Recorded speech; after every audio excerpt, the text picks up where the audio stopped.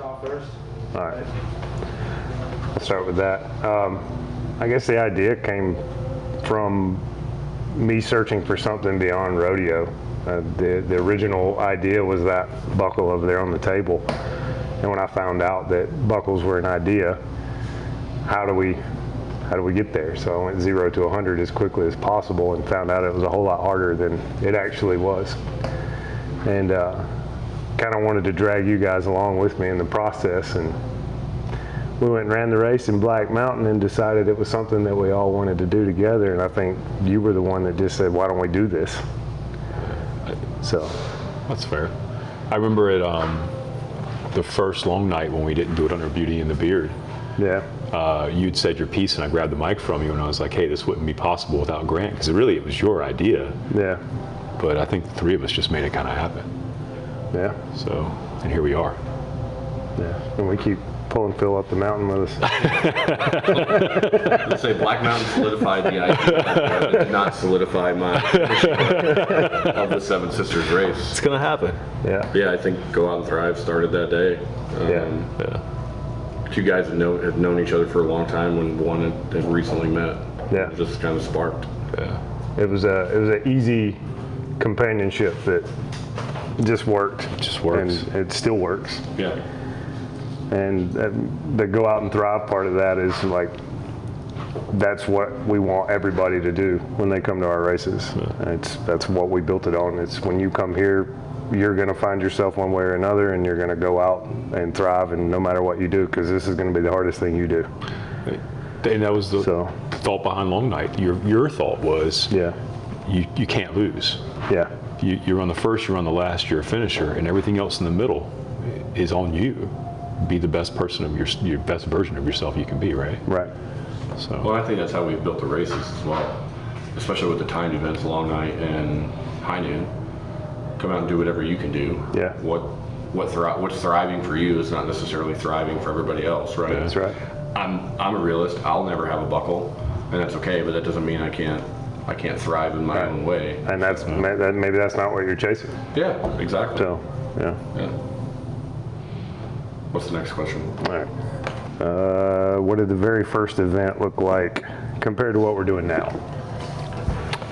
You want to start with Long Night, or you want to start with? Yeah, I mean, that was kind of the birth of it. So the very first event was the Long Night in Lanford before GOAT was even a thought. Mm-hmm. That was just something I wanted to do because I'd fallen in love with the sport and I wanted everybody to just be part of it. And when I figured out people ran at night in the woods and on the trails, I was like, this is the coolest part of ultra running right here. So I built a night race and wanted people to run at night. And I had tons of help from the running community. Like, when I say that it is a tribe, it really is. And that's a mentality. Everybody wants you to succeed in these things. So I had tons of help there getting it started. And the first year was kind of just, what do we do? How do we do it? You know, chalkboard, making scratches and counting laps, everybody staying awake to make sure nothing gets left behind. And now we just kind of evolved from that. And you guys have pulled in some amazing things to help with that. So, I mean, now we're electronic timing, if you can imagine. So, yeah. In 2 years. In 2 years. Less than. Yeah. So most race companies probably are electronic timing during their first race. Right. I mean, whatever thriving is for us. Yeah. But I think that's when the two of you first met, was at the first Long Night as well. We did the podcast together. Oh, that's right. But but that was like a couple hour thing. Yeah. And you came down, ran the race. So you could really say that GOAT started before Seven Sisters. It probably started at the first Long Night. And we all ran that one together. Yeah, we did. So what I didn't know when I met you, you hadn't started your journey yet. It was kind of. It was the middle of it. It was kind of the middle, right? Of the journey. Yeah. And so what I didn't know was while you were on yours, I was on mine. And then I called Phil one day and I was like, yeah, man, I've been started walking, started running, started lifting, lost all this weight. And he's like, Grant's doing the same thing. Yeah. And then I was like, oh, that's pretty cool. And so then he told me about Long Night, and then he texted me the Seven Sisters sign up, and you know, I signed up for Seven Sisters, and I was like, what am I doing? Yeah. So, and then it's kind of how it it started. There was this whole like conversation where we weren't talking to each other, but we were talking through him, and Yeah. it was weird, but here we are. Yeah. And that we've come a long way since High Noon just last weekend. It was amazing for people to pull up and say, "Man, this looks legit." Yeah. Like that was the coolest thing ever for people who have been to multiple races and like pull up to an event and go, "Dang, this looks legit." And like all we did was throw some tents and flags up in my mind. Yeah. Like we didn't do anything crazy. Yeah. But I mean, High Noon last year was the first official GOAT race, Yeah. right? Because September of 24 is when GOAT officially became recognized as a nonprofit. Yeah. And then we kind of introduced it at Long Night. Long and night, then but still running High the Noon Beauty and was- the Beard. But then High Noon, but if you look at the growth from High Noon last year to High Noon this year, I don't want to say it's unprecedented, but for us, It doubled. very low budget 100 airs. it was more than double. Yeah, that's Right, so true. we ended up with almost 70 runners. Well, if you consider all the people that Polio brought with him, We to had run 70 laps runners. and all the support runners and the pacers, we had probably closer to 80 people actually out on the trail. So Yeah. How many miles did we log? 1,559.6. Yeah, and that was just recorded, not recorded, yeah, not people all that the weren't pacers. wearing bibs. It doesn't count the people that went out there and just did a lap because their people were with them. That's just how it was. Yeah. So first race to now is just leaps and bounds. Yeah. So I mean, what's next for us? Woodstock?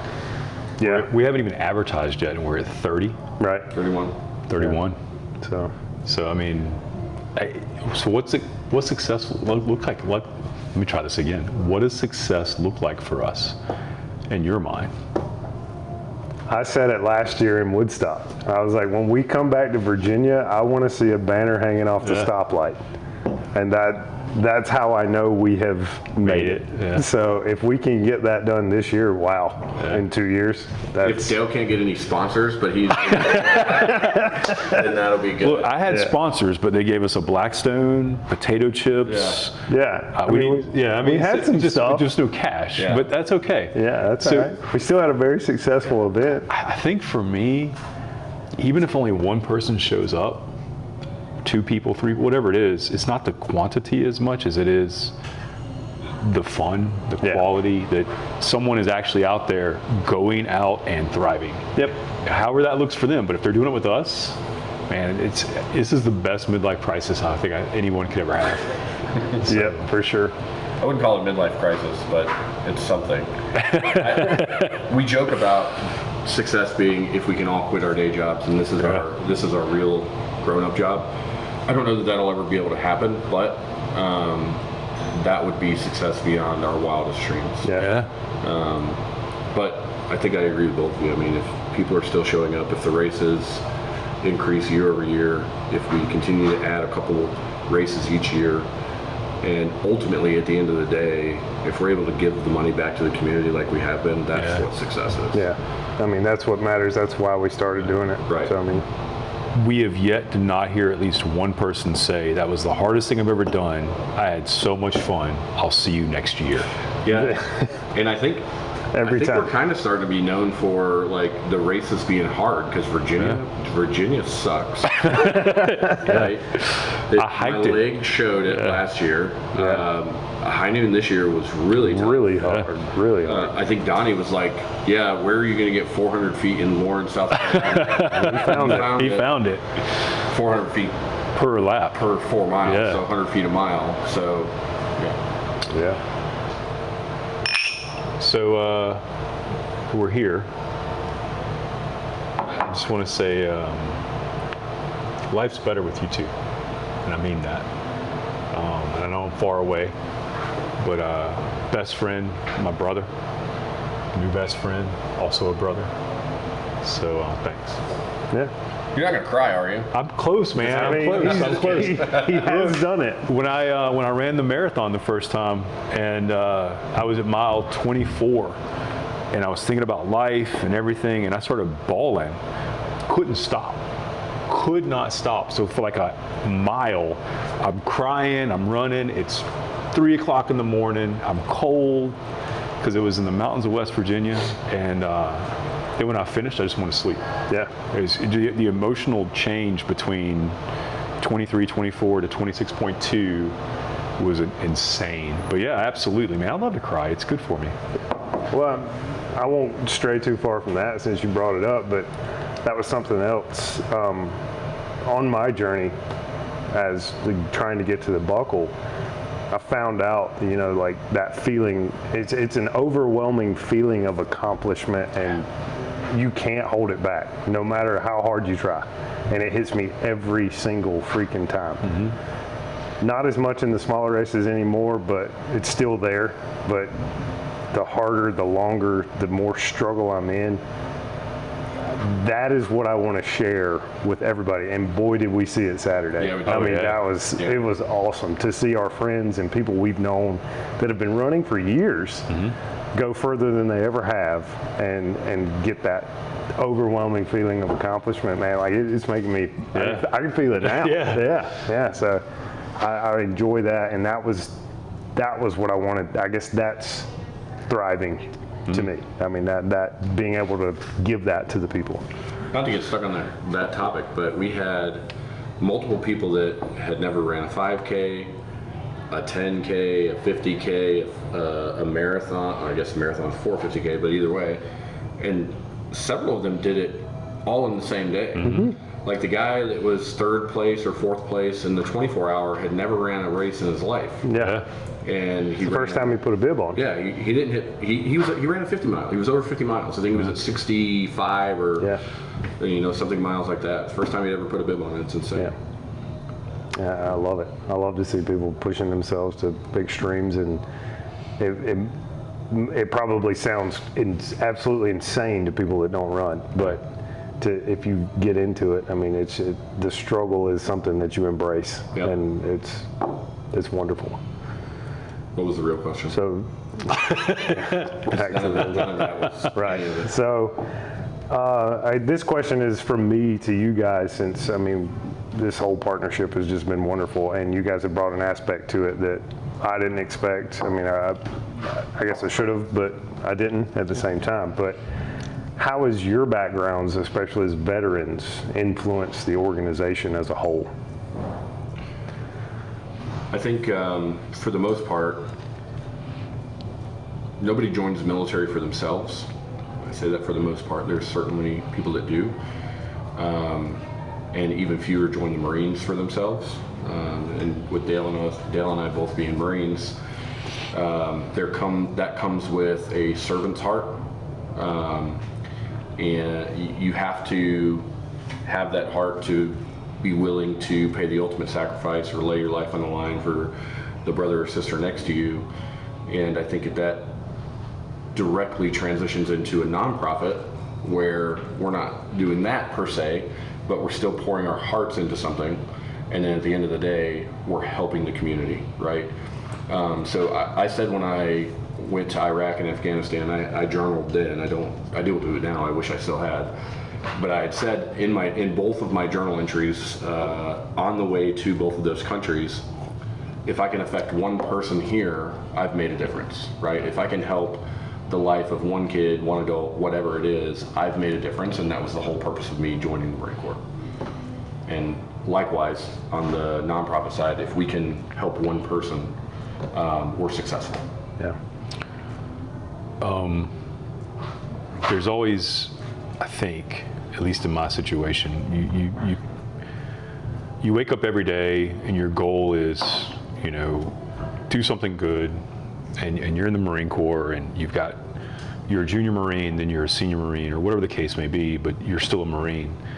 When you walk away from that, there's a gigantic void in your life. Yeah. You'll agree with this. Yeah, for sure. And you're like, how do I fill the void? Some people don't know how to do that, and it ends in tragedy. And so I think for the last 8 years, I felt that void. And in a lot of ways, GOAT has filled that. Because I think one of the things I said was, I just want to be a good steward of the things I have and do something that matters beyond myself. And inspired by you, by the way. because at Long Night, when it was under Beauty and the Beard, you were doing something bigger than yourself. And I think that we all want to do that. We just don't know how sometimes. And we collectively have been able to come together and do that. Had I not ever done the Marine Corps or what have you, I don't know that I'd have had the same life experiences that would have caused me to be where I am today. Yeah. Certainly wouldn't know Phil, wouldn't know you more than likely. I mean, but I think just finding a way to positively fill the void and not do it with, bad things. Yeah. So that for me is, it gives me purpose. And there's a lot of other things in life that give me purpose. God gives me purpose. Melissa gives me purpose. My kids give me purpose. But this is something outside of everyday life. Right. That affects so many people. And the Marine Corps affected so many people. Even if they didn't know it, they were impacted because somebody was fighting, dying, living. Well, here we are doing those exact same things with those exact same principles and just trying to make people, better for themselves, not better for us. Yeah. That's how we go out and thrive. In a lot of ways, what you said about fighting, dying, living, right? I think Grant will attest to this, right? You fight on a trail. You die on a trail. And then you live on the trail, right? Yeah. And I think it's a perfect translation, but what does it mean to you to have two veterans in the organization? I mean, I know we're all friends, but what is it? I mean, it's a powerful force. I mean, you guys are exemplary people. You really are. And like you said, servants of the people, both of you. And I'm glad that I share that value, and I didn't realize we are very aligned in that. But I mean, it's really cool to have that aspect. I've been friends with a lot of veterans my entire life, and it brings me joy to be able to still have this and this camaraderie. And even though I don't share what you guys had in that, I hope that we can have still that brotherly bond in what we're doing now. So I think Fight, Die, Live is a race name. It might be. Oh, it might be. It might be. Yeah, could be. It might be. That could be the slogan for. It could be the slogan for Sawmill. Oh, that's a for great Sawmill. slogan for Sawmill, yeah. It could be the slogan for Woodstock because this year is the second year of Woodstock, and we've coined it as World War II, WW2. Yeah. And so there you go, fight, die, live. Yeah, I mean, I like it. that's so counterintuitive. Yeah. Because you fight, live, die, Right. and it's over. We're fight, dying, living, and it Yeah. never stops. Yeah. How cool is that? Yeah. I think we're onto something, fellas. Maybe. Next question. So obviously, we are a nonprofit, and what we do is for the community, for the people first. And not only are we a nonprofit where our mission statement aligns with, taking care of the nature and trails and building community through trail running, I think our biggest contributions come through community involvement and giving back to the local communities. So when we do these races, we try to find something that also aligns with us.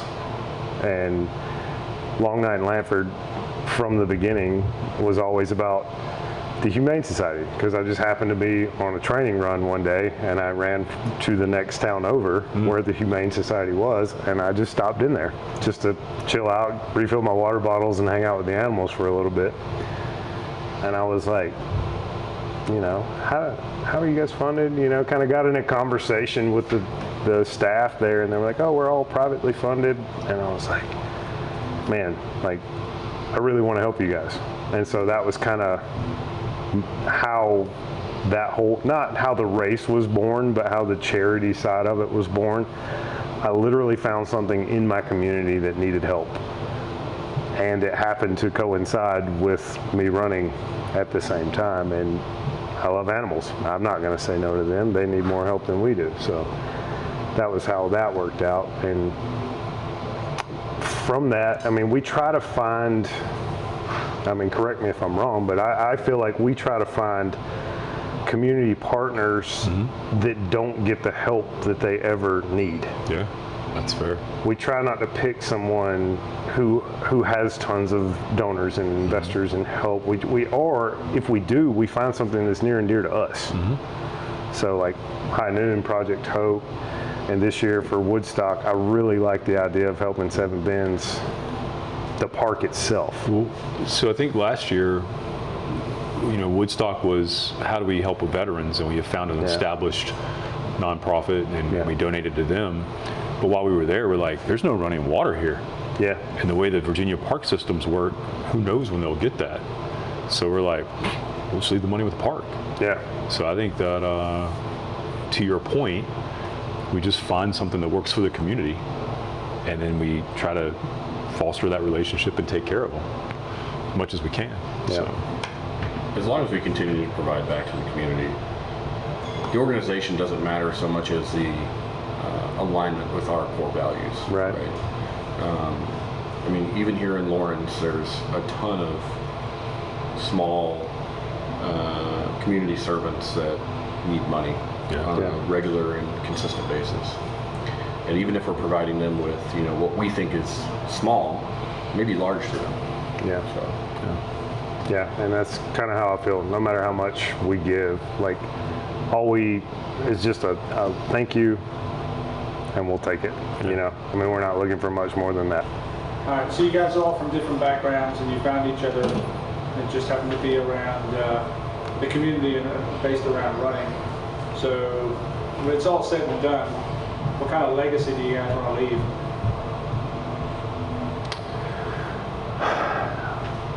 To me, going back to the community, that's what we were built on. And so the legacy would be complete fulfillment from what you got from our races. Like I want you to always remember our races for being hard, and you did something that you never thought you'd be able to do. But at the same time, you were doing something good no matter what you did. Yeah. So our legacy is, are you thriving? Yeah. Like that's literally our legacy. That's the mark I want to leave on people. Like when you walk away from our races, you do that not only in your activities, your extracurriculars, but through life. Are you thriving? Because think back, that goat race you ran better be the hardest thing you ever do. Everything else should be easy after that.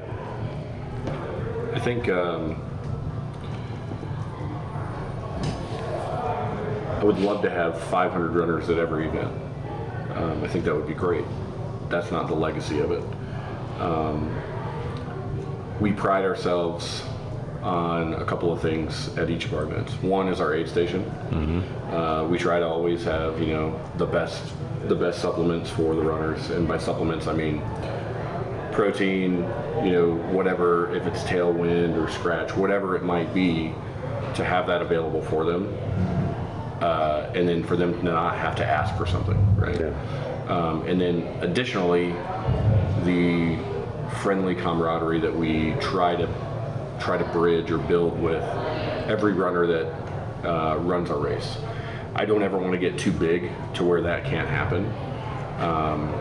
Like I said, 500 runners would be great at every event.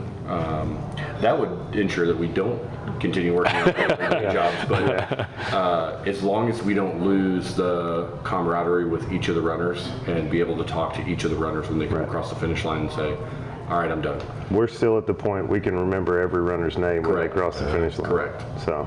That shit goes away, man. Oh, I know. It will. But it's something, like, I want them to remember us for that. Yeah. That we didn't forget who you are. I don't know, man. There's so many. When we talk about legacy, that's like after we're gone, right? Somebody's got to take it over. Somebody's Hopefully goat's still going long after we're gone. So I think if when the three of us aren't on Earth anymore, and people who were young when they started running and they're still running in their 60s, 70s or whatever, and they're like, I remember those guys, and nothing's changed. Yeah. The aid stations are the best, the food's the best, the supplements are the best, and I still feel like when I ran, I pushed myself harder than I've ever pushed myself. and they say, I remember that guy, those guys. I think for me, that's kind of how like we won't be here to celebrate it, but our kids or whoever comes and takes it from us, they'll be able to say, those guys built something and we're keeping that true to what they did. I think for me, that's kind of winning. Yeah. And like what happened yesterday at Global Running Day, right? So we're at Run-In in Greenville. We raffle off a free race entry. We let the winner pick the race, and they picked the hardest race outside of the state. An 8-hour drive to get there, and I know it's not legacy now, but hopefully in the future it's like, hey, I'm going to do this because this is what everybody else before me has done. I'm 100% certain when she finishes her 50K, she's going to hate us and love us at the same time. Yeah, agreed. Yeah, everybody does. Everybody does. Best aid station ever, worst course ever. Yeah. Worst course because it was difficult. Because it was hard. We had 2 ultra running legends out there last weekend. Yeah, we They did. both said the same thing. Yeah, absolutely we did. I'll be honest with you, and I don't know nearly as much, I'm not as well read or as well run as you are, but if one of our races could become a qualifier, That'd be nice. oh man, What a that's legacy a legacy that right would be, there, right? Because and then in the end, we're not going to our day job anymore because Yeah. we just became a qualifier. And this is going to sound a way I don't mean for it to, but Woodstock has that potential. Yeah. You're on 5 different. You're on grass, gravel, mud, cobblestone, and limestone. You've got cornfields, rivers, trees, Mountains. 1,800 feet of elevation per lap. And if you want to do 100 of them, there's 10 you got to do. That's 18,000 feet, although your watch says 16,000. We'll forgive you. But I mean, that's the dream, right? Yeah. To be the qualifier for those things out there that, are beyond us. Yeah. So, Yeah.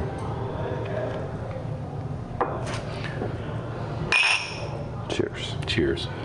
All right, if you're in the race business, which you are, you can't put on races without volunteers. Where you get them from? Volunteers and sponsors. Yeah. Yeah, I mean, you can't put on a race. I mean, you can put on a race without volunteers and sponsors. I don't know who's going to show up, and I don't know how well it's going to be. But without them, to me, you're basically just showing up to run circles in the dirt and for nothing. Yeah. Because those people are the backbone and the lifeblood of every race, no doubt. So, I mean, our diehard volunteer, Miss Sharon, she works with Phil and I. Her banana bread is the legends of our races now. Yeah. And she shows up, she checks people in, and then before the race starts, she's out of there, leaves the banana bread behind, and it's gone in 10 minutes. And wants zero notoriety. And zero notoriety. We got to get her to Virginia, or at least take the banana bear with us. Oh, yeah. Yeah, we'll get it there. But it's her, and then it's people like Josh Schneider, who showed up to high noon, cooked all night long. All night. Allowed me to not cook because I'm normally cooking. Yeah. And actually see the the tears of happiness and joy of the race finishers and things like that. And I think most importantly, it's the logs. Oh yeah.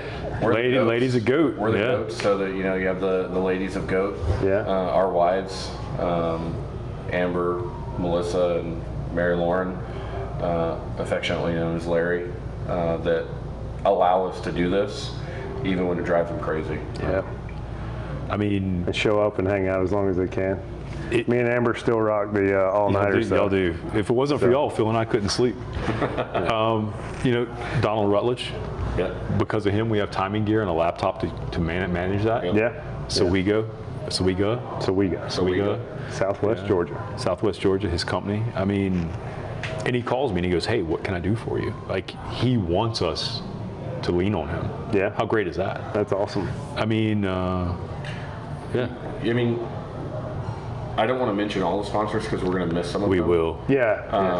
For So sure. I don't want to start naming names, but they're vitally important to every nonprofit, Yeah. right? Yeah. Without them, we can't give the amount of money that we give That's back to the fine. community. For sure. Back to the community. And we can't put on quality events without them. Correct. And quality events draw participants. Shout out to all the Woodstock sponsors. I'm coming for you. Yeah.